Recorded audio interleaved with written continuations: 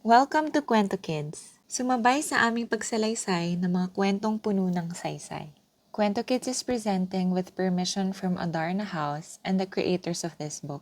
Author Rafaelita Valera and illustrator Ghani Madueño.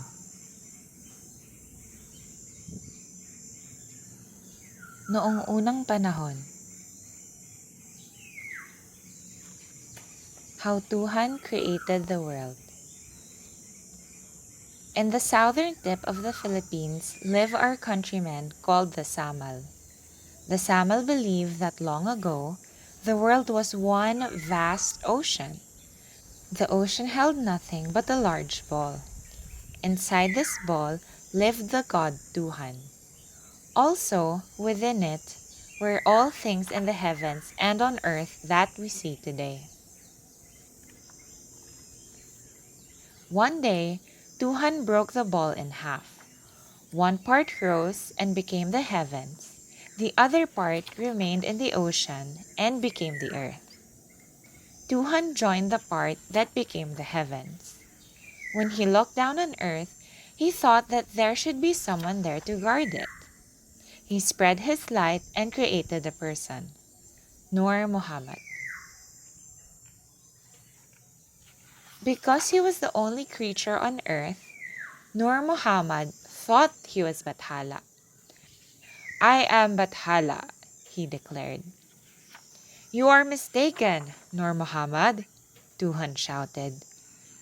Nur was stunned and wondered where the voice came from.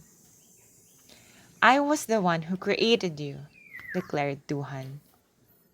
Nur would not believe this and challenged Tuhan.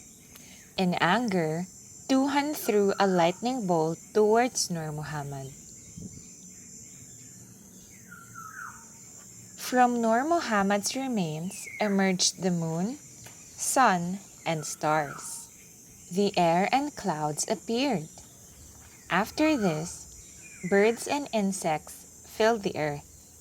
All sorts of fish stirred in the water.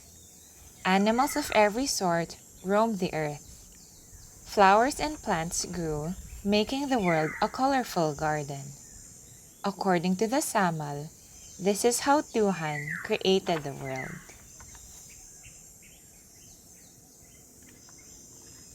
How Kabunian created people. In the northern part of the Philippines live our countrymen called the Ifugao. They have a story of how Kabunian created the first people. Kabunian was the god of the Ifugao. Kabunian was sad for there were no people in the world. One day, he went to Mount Pulog to create a person. "I will make a person to maintain the beauty of the surroundings," Kabunian said. "I will make 3 kinds of people with different skin colors," Kabunian said. He sat on a large rock and got a handful of mud. He molded the mud into a person.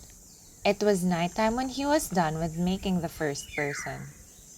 The darkness of the evening stuck to the skin of the person Kabunian was creating, making it black. "It is late," Kabunian said. "I will make 2 other people tomorrow." It was still dark the next day when Kabunian awoke to make another person. Kabunian finished making the second person while the sun was rising in the east. The pale rays of the sun touched the person he was making it fair-skinned. "I have now made 2 people," Kabunian said.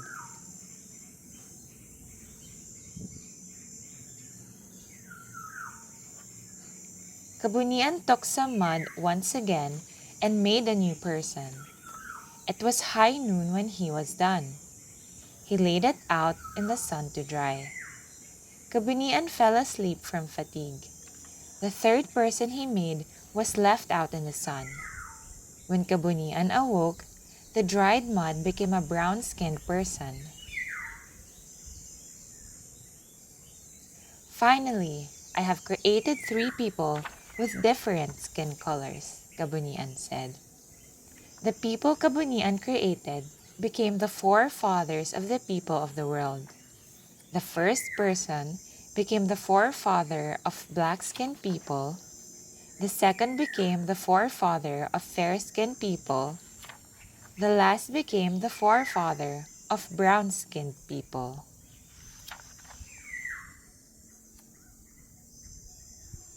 Malakas and maganda. There's a story told by the Visayans and Tagalogs about the first man and the first woman. Long ago, according to the legend, the world was a beautiful paradise. There were animals and plants all around, but not one person was there. Once, the king of the birds grew hungry and saw a lizard creeping up on a giant bamboo. He approached the lizard, wanting to feed on it. The bird heard knocking from inside the bamboo. But the bird ignored the knocking and went after the lizard. The bird's beak missed the lizard and instead hit the bamboo. When it tried to catch the lizard once again, the lizard got away, but the bamboo suddenly split into 2.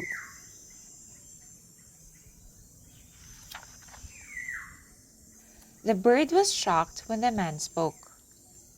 "I am malakas," said the man. The bird was amazed when the woman spoke. "I am maganda," said the woman. The 2 thanked the king of the birds for splitting the bamboo into 2. They invited the king of the birds to live with them in the giant bamboo. But the bird invited them instead to visit the rest of paradise. The 2 rode on the back of the bird and traveled the whole of paradise. While up in the skies, the 2 noticed islands that resembled pearls. "That is where we want to live," said Malakas and Maganda. They were pointing to the islands of the Philippines. From then on, Malakas and Maganda lived in these islands.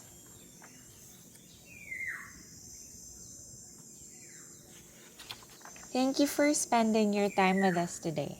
We hope you have learned about our culture and people as we share more pieces of Philippine literature with you. You can also read Adarna House books online through buribooks.com, an extensive e-library of Adarna House books. Please don't forget to like this video, subscribe to our channel for more exciting tales, and share it with your friends and family who love reading and learning as well. Mabuhay ang pagbasa!